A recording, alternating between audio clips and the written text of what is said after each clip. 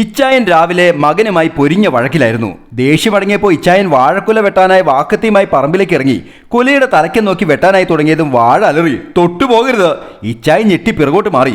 വാഴ കലിതുള്ളി പറഞ്ഞു, രാവിലെ നിങ്ങൾ മകനെ വാഴയെന്ന് വിളിച്ച് ദേഷ്യപ്പെടുന്നത് കേട്ടല്ലോ. വാഴ എന്താ അത്രയ്ക്ക് മോശമാണോ? ഇച്ചായന് കാര്യം പിടികിട്ടി. അത് പിന്നെ അവൻ വാഴ പോലെ പണിയെടുക്കാതെ നിന്ന് തിന്ന് പേരുദോഷം കേൾപ്പിക്കുമ്പോൾ സഹി കെട്ടി വിളിച്ചതല്ലേ.